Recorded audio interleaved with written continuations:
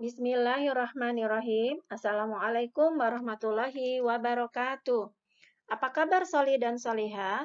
Ibu harap keadaan kamu sehat selalu dan dalam lindungan Allah Subhanahu wa Ta'ala. Alhamdulillah.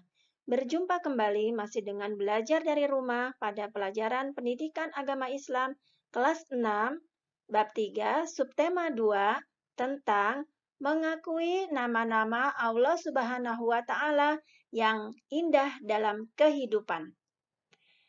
Kita awali dengan membaca doa belajar dulu ya. Raditu billahi rabba wa bil islami dina wa bi muhammadin nabiyya wa rasulah. Rabbi zidni ilma warzuqni fahma. Amin.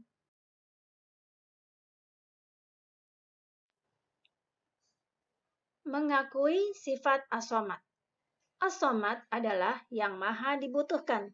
Dijelaskan dalam Quran Surat Al-Ikhlas ayat 2. Allah Subhanahu wa Ta'ala tempat meminta segala sesuatu.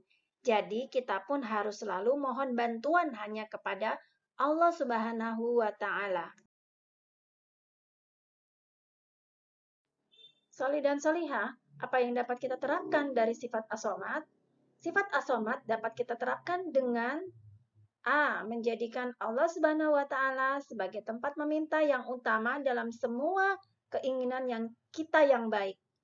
B. Berusaha menjadi orang bermanfaat bagi orang lain dalam kehidupan sehari-hari. C. Berusaha membantu teman di sekolah ataupun di rumah dengan tenaga, pikiran, dan tutur kata yang santun.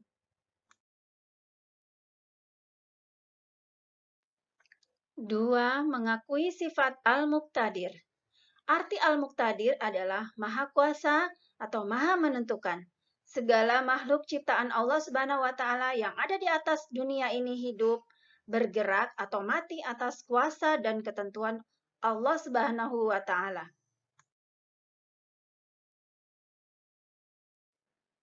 Pernahkah kalian merenungkan bentuk tubuh kita?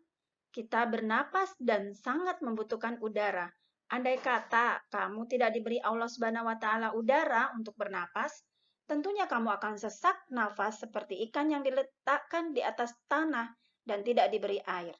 Juga gunung-gunung api meletus mengeluarkan material yang banyak sehingga merusak rumah-rumah di sekitarnya. Bahkan bisa menelan korban jiwa dan masih banyak lagi bencana yang menelan korban.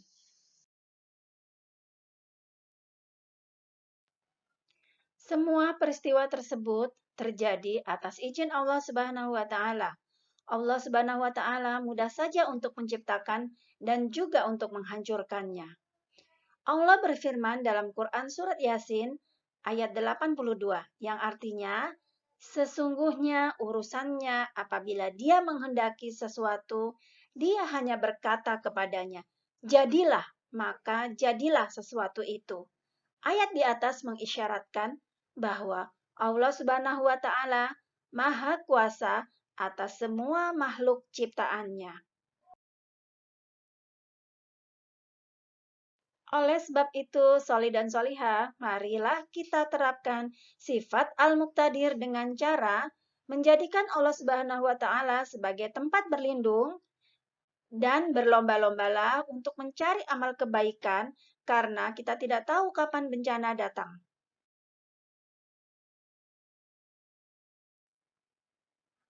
Ketiga, mengakui sifat Al-Muqaddim.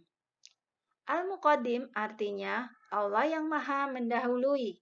Allah Subhanahu wa Ta'ala yang harus kita sembah dan lidah kita selalu menyebut namanya. Marilah Soli dan Soliha, kita mengakui sifat Al-Muqaddim dengan cara 1.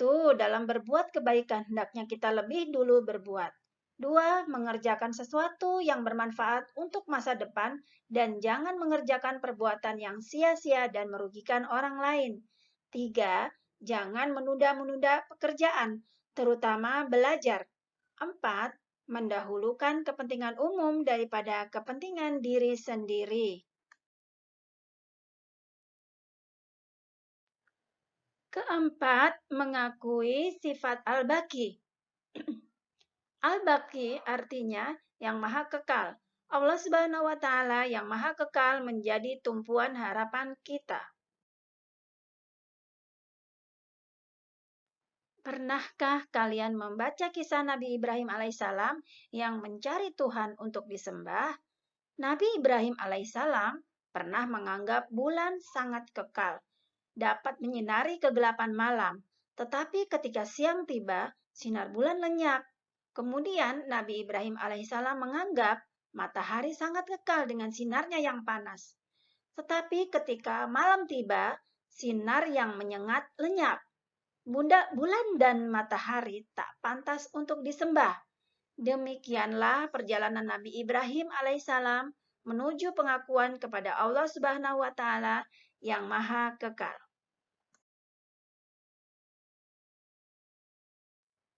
Soli dan soliha yang dirahmati Allah Subhanahu wa Ta'ala. Setiap ciptaan Allah Subhanahu wa Ta'ala akan hancur atau tidak abadi. Hanya Allah Subhanahu wa Ta'ala yang kekal abadi. Allah Subhanahu wa Ta'ala yang Maha Kekal itulah yang harus kita sembah, dan lidah kita selalu bertasbih kepadanya.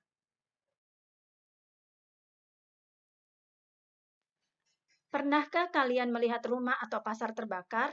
Atau banjir datang menenggelamkan rumah sehingga banyak harta benda yang hanyut atau terendam? Berarti segala harta benda kemewahan di atas dunia ini tidak kekal, karena hidup kekal hanya di akhirat. Berikut contoh ketiga kekekalan manusia, yaitu: 1. Ketahuilah bahwa masa kanak-kanak tidak kekal. Suatu saat kita pasti menjadi tua renta dan mati. 2. Waktu yang ada akan cepat berlalu dengan peredaran bulan dan matahari.